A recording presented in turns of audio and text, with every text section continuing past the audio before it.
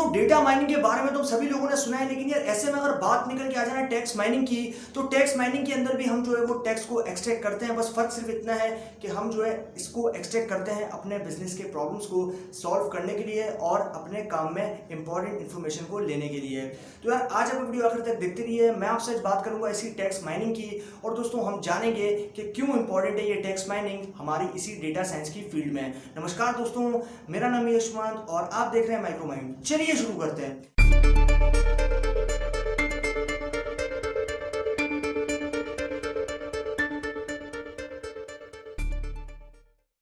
यार दोस्तों मैं अगर आपसे बात करूँ ना सबसे पहले डेटा साइंस की, तो डेटा साइंस के अंदर आपके पास अलग अलग ऑपरेशंस होते हैं अलग अलग फील्ड के अंदर, और हर एक इंडिविजुअल यूजर या फिर हर एक इंडिविजुअल पर्सन जो है वो इस चीज़ को ऑपरेट करता रहता है। अब दोस्तों मैं अगर आपसे बात करूँ किसी बड़ी कंपनी की, जैसे बात करता हूँ आपसे गूगल या फिर IBM वगैरह की, तो ये काफ़ी बड़ी बड़ी कंपनीज हो रही है। इसके अंदर मल्टीपल टीम्स हैं अलग अलग काम के लिए, और ये सारी टीम्स जो है वो अपने अपने टास्क को हैंडल करती रहती हैं और अपने टास्क के अंदर जो है वो इंप्रूवमेंट करती रहती हैं, और ओवरऑल जब वो अपने टास्क में इंप्रूवमेंट करेगी तो डेफिनेटली इवेंचुअली जो है वो आपकी कंपनी सक्सेसफुल बन जाएगी। अब दोस्तों टेक्स्ट माइनिंग, क्योंकि हम जानते हैं कि आज के टाइम पे हमारे पास जो डेटा है वो है बहुत सारा, लेकिन आज से अगर मैं आपसे बात करता हूँ या 15 या फिर 20 साल पहले की, तो उस टाइम पे डेटा जो था वो काफ़ी ज़्यादा कम था और स्ट्रक्चर्ड फॉर्मेट के अंदर आपके पास प्रेजेंट था। लेकिन आज के टाइम पे जो है हमारे पास डेटा काफ़ी ज़्यादा है और अनस्ट्रक्चर्ड फॉर्मेट में। अब क्योंकि काफ़ी ज़्यादा, तो डेफिनेटली अनस्ट्रक्चर्ड फॉर्मेट में ही प्रेजेंट रहने वाला है, तो इसीलिए हम लोग उस डेटा के अंदर से सिर्फ और सिर्फ फोकस करने वाले हैं टेक्स्ट के ऊपर,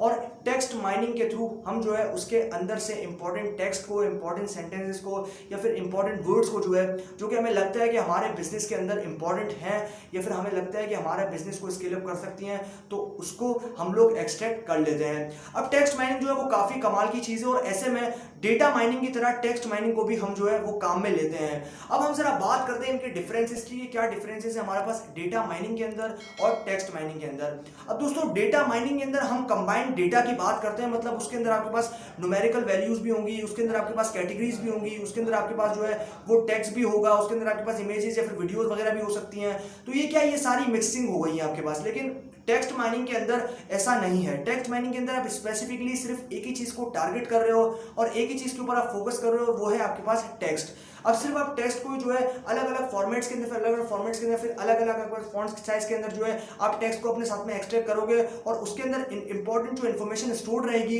उसको भी आप जो है वो एक्सट्रैक्ट करोगे, और ऐसे में बाद में उसके अंदर से आप इंपॉर्टेंट पैटर्न्स को, इंपॉर्टेंट आपके पास जो स्पाइक्स है उनको, या फिर इंपॉर्टेंट आपके पास इनसाइट्स है उनको पिक करोगे और बाद में इंप्लीमेंट करोगे, समझने के कि आपका जो बिजनेस है वो बेसिकली किस तरीके से रन करो, और आप किस तरीके से अपने बिजनेस को जो है वो और अच्छे तरीके से पहले ही रन करवा सकते हो, ताकि आप जो है अपने बिजनेस के अंदर सक्सेसफुल बन जाओ। क्योंकि मार्केट के अंदर और भी ज्यादा कॉम्पिटिटर्स हैं, और ऐसे में यार अगर आप इस चीज को सही तरीके से काम में नहीं लेते तो आपका बिजनेस जो है वो फ्लॉप भी हो सकता है। लेकिन टेक्स्ट माइनिंग एक ऐसी चीज है जिसकी मदद से आप जो है किसी भी डेटा के अंदर से टेक्स्ट को एक्सट्रैक्ट करके उसके अंदर से पैटर्न्स और इंपॉर्टेंट इंसाइट्स को पिक करने के बाद में डिसीजन लेते हो कि आपको इसको इंप्लीमेंट करना चाहिए अपने बिजनेस में या नहीं, और अगर आपका डिसीजन सही हुआ तो डेफिनेटली बिजनेस तो सक्सेसफुल होने होगा। तो अगर मैं उससे बात करता हूँ ना डेटा की, तो क्योंकि आज के टाइम की अगर हम बात करें तो आज के टाइम पे हमारे पास जो इंटरनेट यूजर्स हैं वो बहुत ही ज्यादा हैं, और ऐसे में सारे इंटरनेट यूजर जो हैं वो इंटरनेट के ऊपर बहुत सारा डेटा एक दिन में जनरेट करते हैं। लेकिन आज से अगर मैं आपसे बात करता हूँ पुराने टाइम की,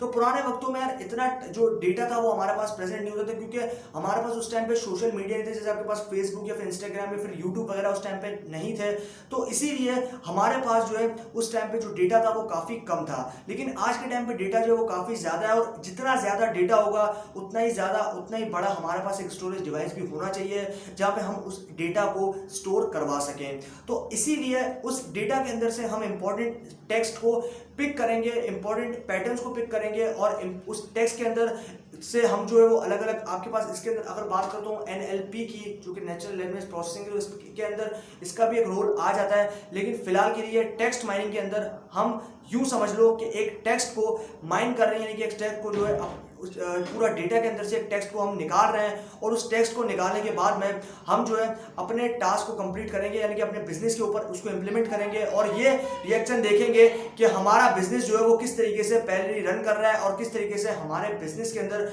डिफरेंस आया है इस टेक्स्ट को इंप्लीमेंट करने के बाद में। तो यार ये